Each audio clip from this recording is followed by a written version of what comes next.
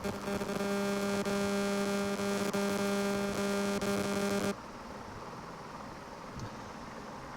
One सेवा के प्रशिक्षु अधिकारियों ने भारत के राष्ट्रपति से मुलाकात की। समाज को वनों की सुरक्षा के कार्य में भागीदारी बनाने से संरक्षण के प्रयास अधिक और प्रभावी एवं दीर्घस्थायी बनेंगे।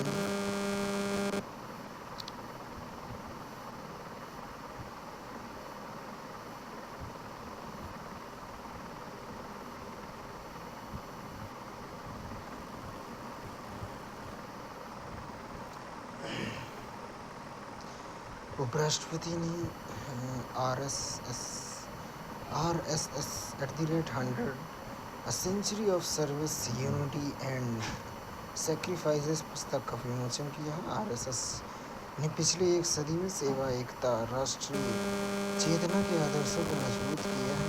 संघ पवित्र गंगा की तरह है जो दूसरों के कल्याण के लिए बहती है। स्वयंसेवक के प्रधान सेवक तक प्रधानमंत्री नरेंद्र मोदी के शासनकाल में सेवा और एक राष्ट्र प्रथम को रखा। संघ ने निस्वार्थ सेवा और राष्ट्र निर्माण के प्रथम पीढ़ी को प्रेरित किया।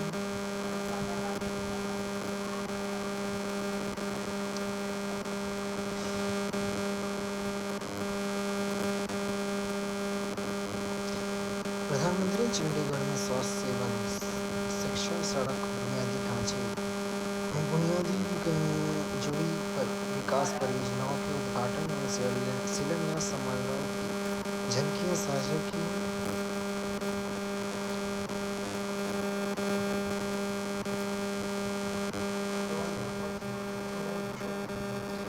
प्रधानमंत्री ने हरियाणा के जिंद में विकास परियोजनाओं के उद्घाटन और शिलान्यास समारोह की झलकियां साझा की।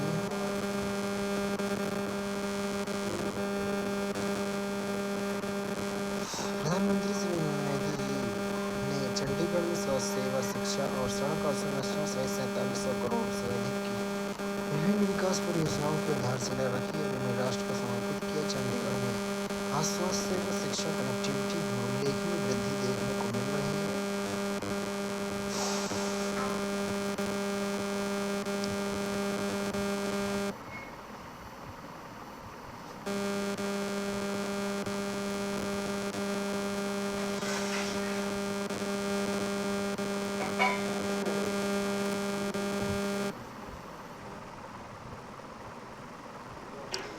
चंडीगढ़ में विभिन्न विकास परियोजनाओं के शुभारंभ के अवसर पर प्रधानमंत्री को संबोधन करने में पाठ।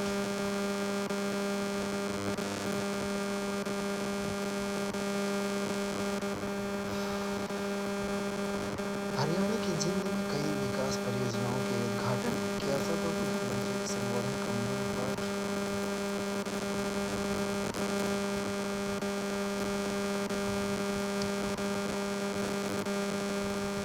प्रधानमंत्री श्री नरेंद्र मोदी ने हरियाणा के जिंद में लगभग 14,700 करोड़ रुपए की विभिन्न विकास परियोजनाओं की आधारशिला रखी, उन्हें राष्ट्र को समर्पित किया। प्रधानमंत्री ने जिंद में आकार प्रसन्नता हो रही स्वच्छ परिवहन, कनेक्टिविटी, स्वास्थ्य सेवा, सांस्कृतिक विकास सुदृढ़ करने की परियोजनाओं के शुभारंभ के अवसर पर ये सभी परियोजनाएं जीवन की सुगमता बढ़ाकर हरियाणा के विकास को गति देंगी।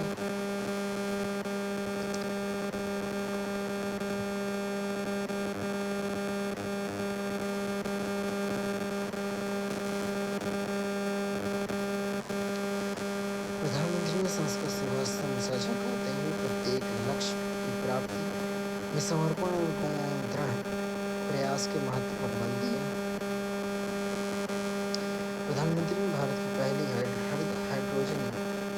हाइड्रोजन ट्रेन के शुभारंभ पर प्रसन्नता व्यक्त की।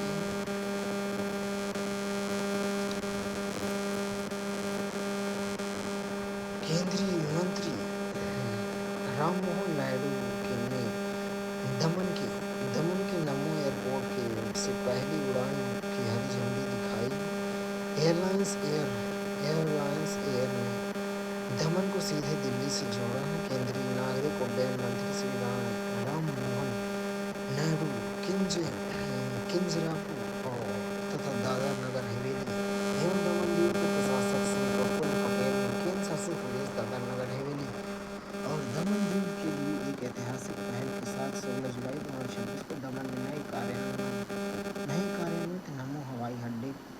से दमन दिल्ली दमन मार्ग का उद्घाटन को हरी झंडी दिखाकर रवाना किया है।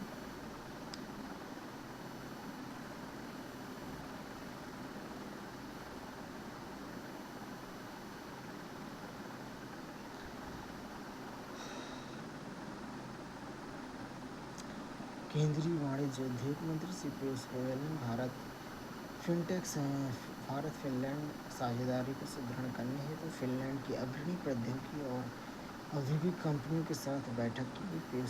श्री पीयूष गोयल ने भारत फिनलैंड प्रौद्योगिकी और विनिर्माण सहयोग में विस्तार करने के लिए नोकिया, VTT, KONE और केम्पी के साथ रणनीतिक चर्चा की।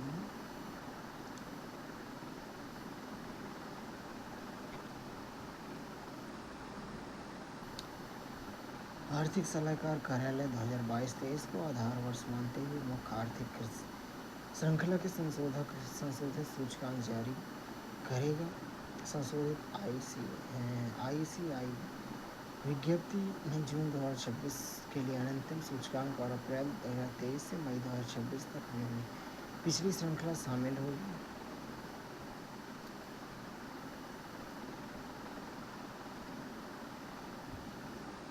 CCPA ने फ्लाइट बुकिंग प्लेटफॉर्म पर डार्क पैटर्न के उपयोग के लिए स्पाइसजेट पर 1 लाख रुपए का जुर्माना लगाया है। CCPA ने पाया कि ये प्रथाएं उपभोक्ता संरक्षण अधिनियम 2019, उपभोक्ता संरक्षण ई-कॉमर्स नियम 2020 के नियम 4(9) और डार्क पैटर्न के रोकथाम विनियमन दिशा निर्देश 2023 का उल्लंघन थी।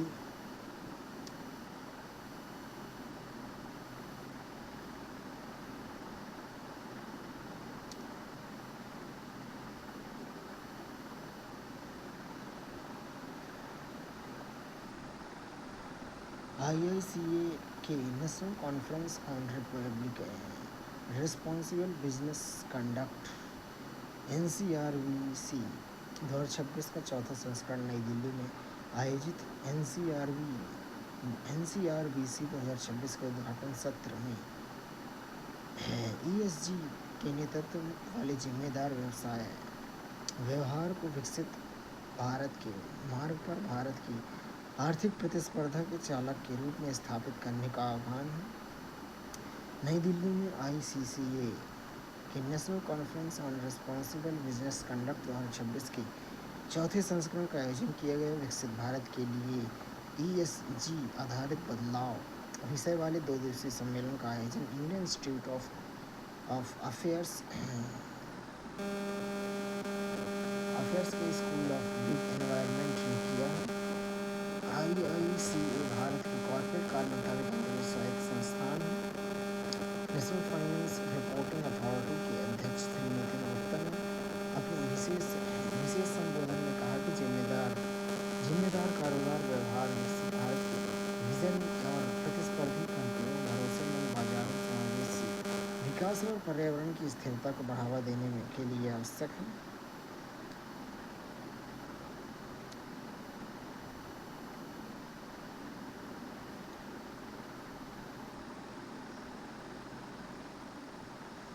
प्रधानमंत्री श्री नरेंद्र मोदी ने चंडीगढ़ स्थित PGIMER में अत्याधुनिक मातृ एवं शिशु केंद्र तथा अत्याधुनिक तंत्रिका विज्ञान केंद्र का उद्घाटन किया है। प्रधानमंत्री आयुष्मान भारत स्वास्थ्य योजना मिशन के अंतर्गत प्रधानमंत्री ने PGIMER के 150 बिस्तरों वाले अत्याधुनिक क्रिस्टल केयर ब्लॉक की आधारशिला रखी। 12 वर्ष पहले हमने संकल्प लिया था कि स्वास्थ्य सुविधाओं के अभाव में किसी भी नागरिक को कष्ट न उठाना पड़े तथा प्रत्येक व्यक्ति को सस्ती दरों पर गुणवत्तापूर्ण उपचार उपलब्ध हो। पिछले 12 वर्षों में उपलब्धियां इसी संकल्प का परिणाम है। देश भर में 2014 के बाद 15 नए एम्स को मंजूरी दी गई है। सैकड़ों नए मेडिकल कॉलेज स्थापित किए गए हैं। कैंसर जैसी गंभीर बीमारियों के उपचार के लिए विशेष अस्पतालों को समर्पित किया गया है। देश में TB उपचार का कवरेज अब 90% से अधिक हो चुका है तथा WHO के अनुसार पिछले 1 दशक में भारत में TB के मामलों में 21% कमी आई है। राष्ट्रीय स्वास्थ्य नीति 2017 में निवारक प्रोत्साहन उपचारात्मक पुनर्वासात्मक तथा उपशामक देखभाल पर विशेष बल देते हुए एक व्यापक, समग्र और समावेशी स्वास्थ्य प्रणाली को मजबूत नींव रखी। आयुष्मान आरोग्य मंदिर देश के 140 करोड़ नागरिकों के लिए स्वास्थ्य सेवाओं का प्रथम संपर्क केंद्र बनकर उभरे, जमीनी स्तर पर गुणवत्तापूर्ण प्राथमिक स्वास्थ्य सेवाओं की उपलब्धता को सुदृढ़ कर रहे हैं। आयुष्मान भारत डिजिटल मिशन विश्व के सबसे बड़े डिजिटल स्वास्थ्य मंच के रूप में तेज गति से उभर रहा है, जो डिजिटल नवाचार के जरिए स्वास्थ्य सेवाओं देने में परिवर्तन ला रहा है।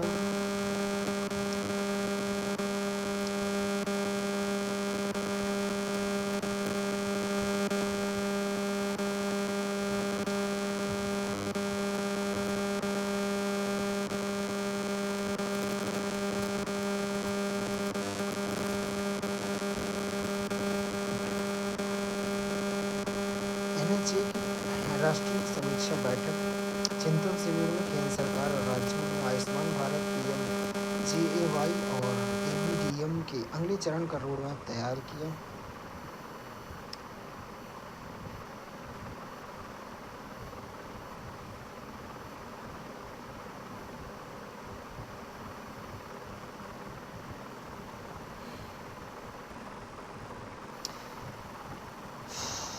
राष्ट्रीय संबद्ध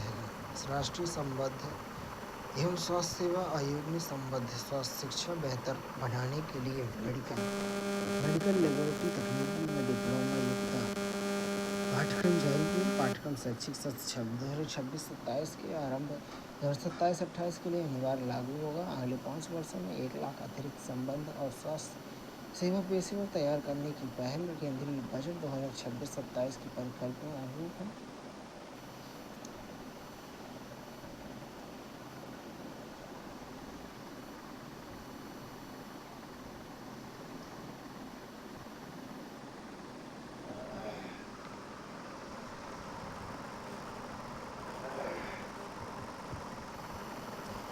केंद्रीय स्वास्थ्य मंत्रालय ने रोग निगरानी सारणी स्वास्थ्य कार्यक्रमों पर 2 दिवसीय राष्ट्रीय समीक्षा बैठक का समापन किया है। राष्ट्रीय समीक्षा बैठक में स्वास्थ्य महामारी की तैयारी, रोगाणुरोधी प्रतिरोधक क्षमता और रोग निगरानी पर ध्यान केंद्रित किया गया।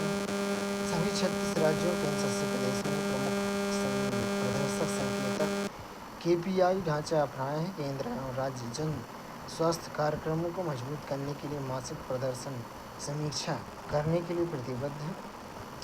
16-17 जुलाई 2026 को नई दिल्ली में रोग निगरानी और सार्वजनिक स्वास्थ्य कार्यक्रमों की 2 दिवसीय राष्ट्रीय समीक्षा बैठक का आयोजन किया।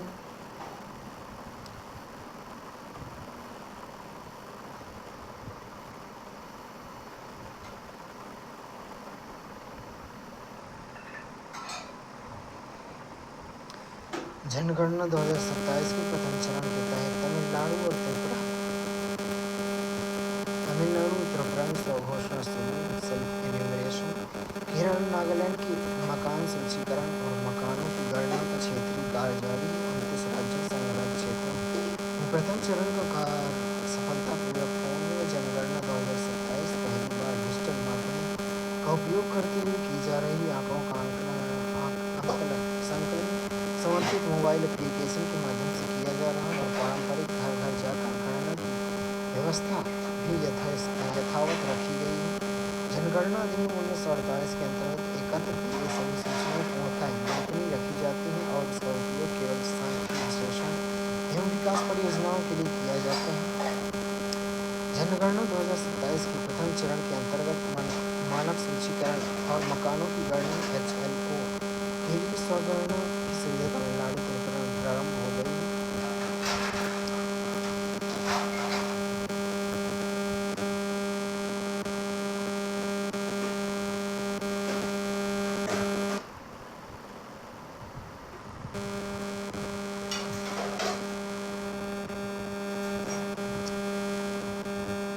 महाराष्ट्र के मुख्यमंत्री ने सूचना और प्रसारण मंत्रालय तथा भारत सरकार के दूसरे संस्थान को और भी सफल बनाने के लिए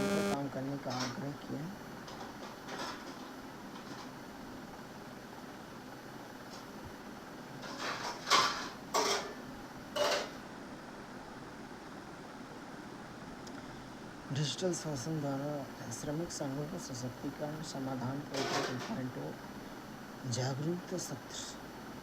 श्रम और रोजगार मंत्रालय ने दिल्ली क्षेत्रीय कार्यालय में केंद्रीय मुख्य आयुक्त श्रम आयुक्त के इस सप्ताह में आरंभ नई दिल्ली में श्रमेव जयते भवन में श्रमिक संघों के प्रतिनिधियों के समाधान पोर्टल के 19 चरण का वेबसाइट जागरूकता सत्र आयोजित किया है।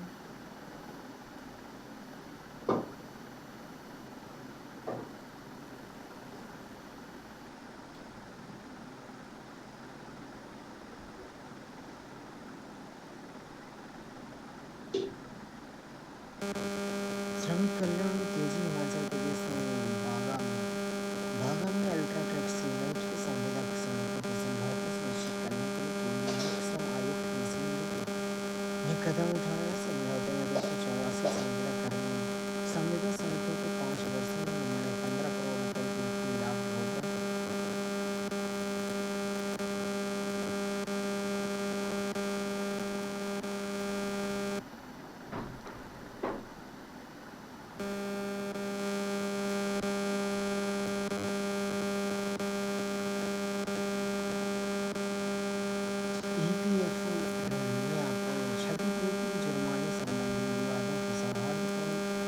निपटारे के लिए विश्वास 2026 पहल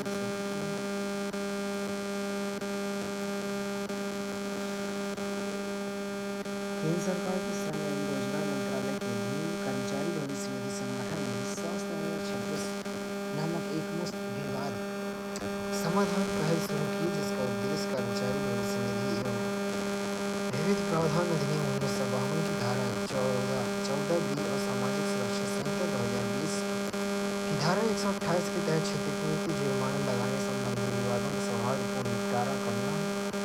योजना ईपीएफ योजना 2026 के भाग के रूप में दिनांक 26 जून 2026 को GSR 525E के माध्यम से अधिसूचित की गई है और 29 जून 2026 के प्रभावी हो गई है। अधिसूचना की तिथि 6 महीने की अवधि तक परिचालन में रहेगी। विश्वास योजना 2026 योजना के स्वैच्छिक अनुपालन को बढ़ावा देने, मुकदमेबाजी को कम करने और कर्मचारियों के हितों की रक्षा करते हुए जुर्माना या क्षतिपूर्ति संबंधित काफी समय से लंबित विवादों के शीघ्र समाधान के लिए सक्षम बनाने के उद्देश्य से शुरू किया गया है। विश्वास योजना के तहत 14 जून 2024 से पूर्व की अवधि संबंधित चूकों के लिए क्षतिपूर्ति जुर्माने की गणना काफी हद तक कम दरों पर की जाएगी, अर्थात 2 महीने तक की चूक पर लिए गए 0.25% की प्रतिमाह, 2 से 4 महीने की कम अवधि के लिए चूक 0.5% प्रतिमाह और 4 महीने की अवधि की चूकों के लिए 1% प्रतिमाह। इन रियायती दरों का उद्देश्य नियोक्ताओं को लंबित विवादों को शीघ्रता से हल करने के लिए प्रोत्साहित करना है। योजना का लाभ उठाने के लिए नियोक्ताओं को यह सुनिश्चित करना होगा कि ईपीएफ एमपी अधिनियम 1952 की धारा 7Q या सामाजिक सुरक्षा संहिता 2020 की धारा 127 के तहत देय संपूर्ण ब्याज का भुगतान आवेदन जमा करने से पहले ही कर दिया गया है।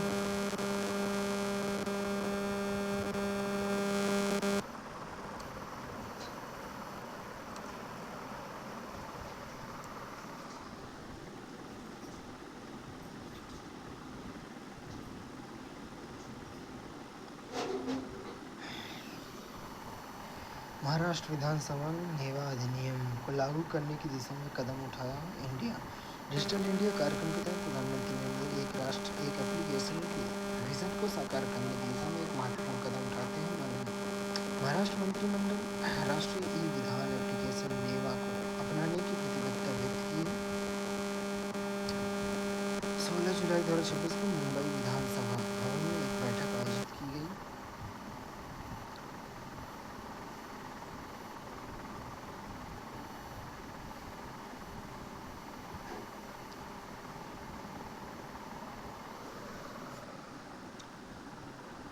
केंद्रीय राज्य मंत्री डॉक्टर जितेंद्र सिंह 18 जुलाई 2026 को नई दिल्ली में पेंशन से जुड़े कानूनी मामलों, पेंशन लिटिगेशन पर आयोजित दूसरी राष्ट्रीय कार्यशाला के मुख्य सत्र को संबोधित करेंगे। पेंशन और पेंशनभोगी कल्याण विभाग द्वारा आयोजित इस कार्यशाला का उद्देश्य सभी संबंधित पक्षों के बीच आम सहमति बनाना, ताकि कानूनी विवादों को कम करने की दिशा में मिलकर काम किया जा सके।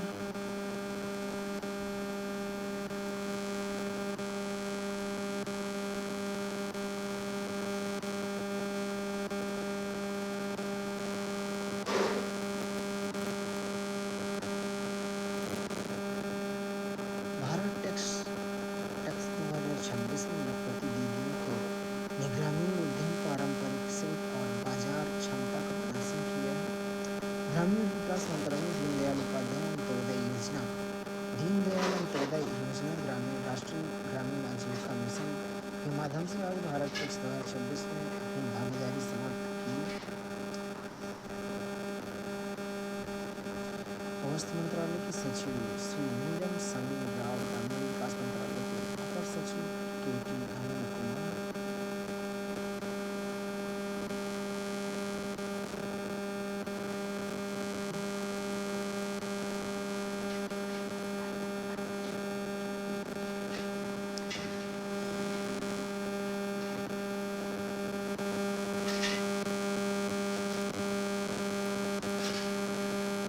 कारगिल के सतत विकास हेतु विज्ञान और प्रौद्योगिकी नवाचार संबंधी आवश्यकताओं की पहचान।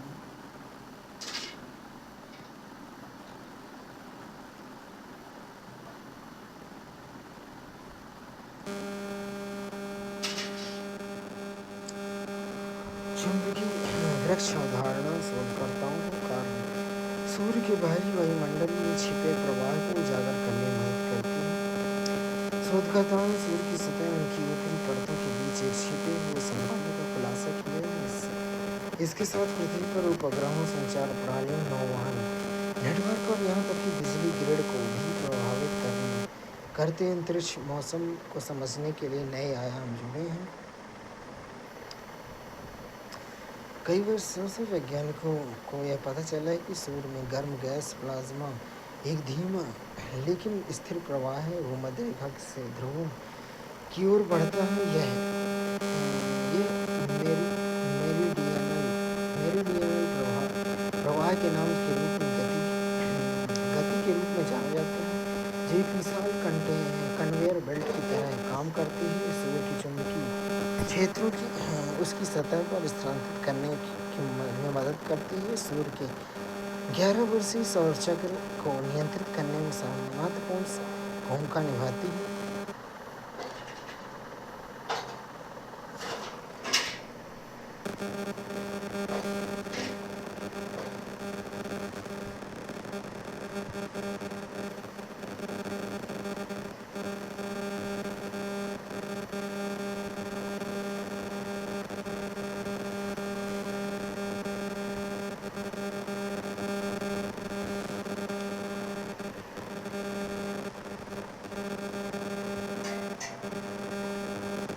अगली पीढ़ी की रिचार्जेबल बैटरी के लिए अल्ट्रा फास्ट कार्बनिक एनोड डिजाइन किए गए। शोधकर्ताओं ने बेहतर ऊर्जा भंडारण वाली क्षमता लिथियम आयन बैटरी के लिए एक नया छिद्र युक्त कार्बनिक एनोड पदार्थ डिजाइन के लिए इलेक्ट्रॉनिक वाहनों, स्मार्टफोन, लैपटॉप, नवीकरणीय ऊर्जा के लिए ऊर्जा भंडारण की बढ़ती मांग के साथ ऐसी बैटरियों की आवश्यकता भी पड़ रही है जिन्हें जीवन काल में प्रभावित किए बिना तेजी से चार्ज किया जा सके।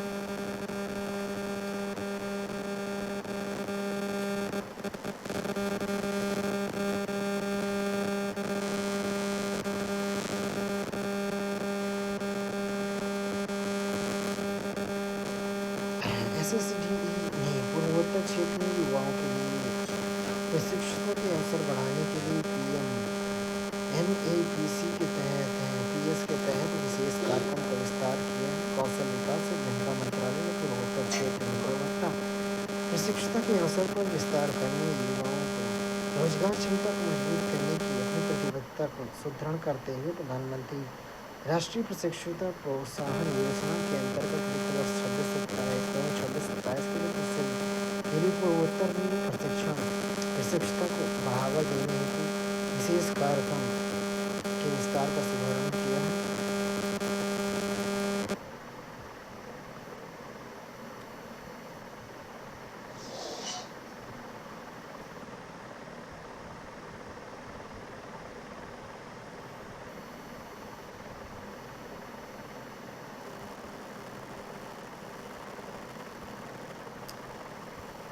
राष्ट्रीय बांध सुरक्षा पर राष्ट्रीय समिति की 12वीं बैठक नई दिल्ली में आयोजित।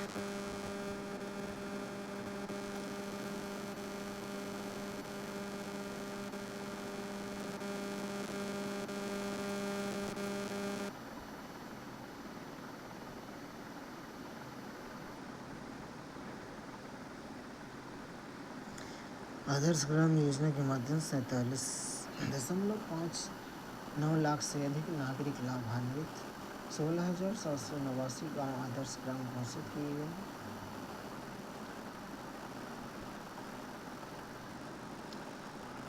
750 विद्यार्थियों के आवास की व्यवस्था हेतु 2 बालिका छात्रावास सहित 3 छात्रावास परियोजनाओं के निर्माण के लिए 22.5 करोड़ रुपये आवंटित हैं।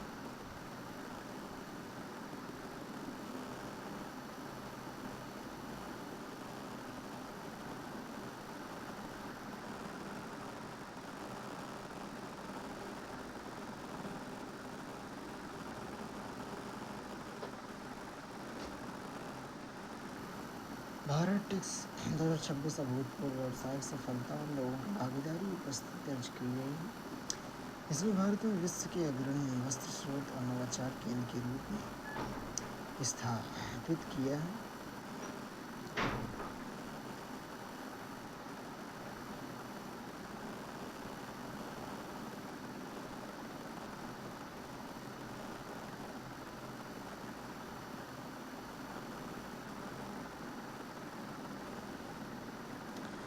विज्ञान भवन में पोष एक्ट पर 2 दिवसीय राष्ट्रीय जागरूकता कार्यक्रम का शुभारंभ।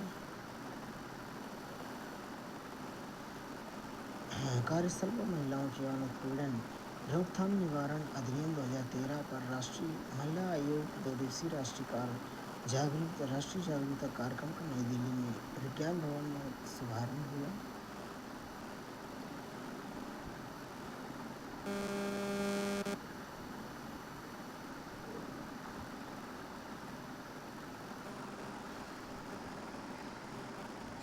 माय भारत राष्ट्रीय युवा स्वयंसेवक सम्मेलन में लखनऊ में 1500 से अधिक युवाओं ने भाग लिया।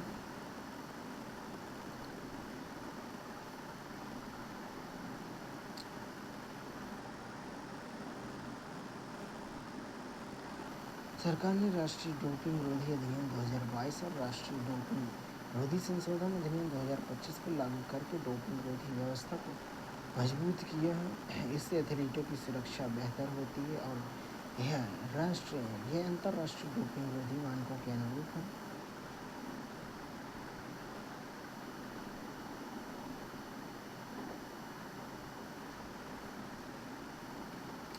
नीति आयोग ने निवेश अनुकूलता सूचकांक पर एक रिपोर्ट जारी की। भारत में निवेश पारिस्थितिकी तंत्र को सुदृढ़ बनाना, निवेश आकर्षित करने के लिए राज्यों में सुधार के मूल्यांकन में सक्षम बनाने के और गति प्रदान करने हेतु निवेश अनुकूलता सूचकांक विकसित राज्य 2047 तथा सुदृढ़ राज्य निवेश पारिस्थितिकी तंत्र के माध्यम से विकसित भारत के विजन को आगे बढ़ाना है। निवेश सुगमता के लिए आंकड़न आधारित दृष्टिकोण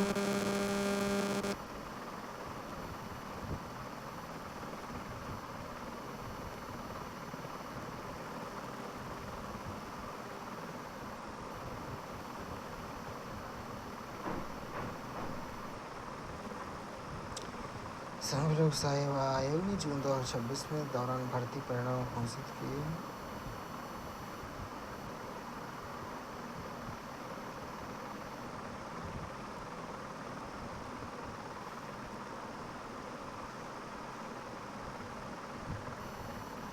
संशोधित उड़ान योजना का भारत के क्षेत्रीय विमानन नेटवर्क को सशक्त बनाना है।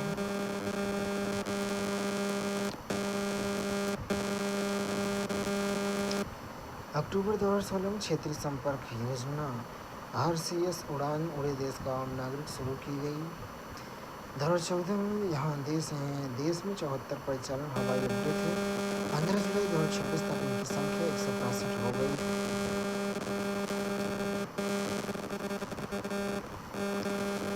जोधपुर हवाई अड्डे हाल ही में शुरू किए गए टर्मिनल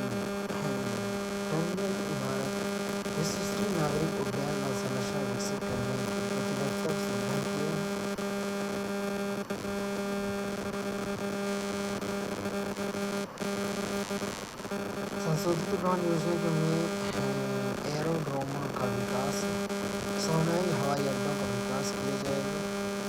संचालन और रखरखाव में सहायता, आधुनिक हेलीपैडों का विकास, आधुनिक हेलीपैड, एयरलाइन परिचालन के लिए व्यवहार्यता अंतराल पोषण, वायबिलिटी गैप फंडिंग, आत्मनिर्भर भारत और घरेलू नागरिक उड्डयन क्षमता। उड़ान योजना क्षेत्रीय विमानन विकास को मजबूत की नींव देती है। परिचालन संबंधी उपलब्धियां 15 जुलाई 2026 तक देश भर में 679 क्षेत्रीय कार्यों के माध्यम से हवाई अड्डों पर हेलीकॉप्टरों और जल एरोड्रोमों के से जोड़ा गया है। योजना की शुरुआत से अब तक के 3.58 लाख से अधिक उड़ानों का संचालन किया गया है।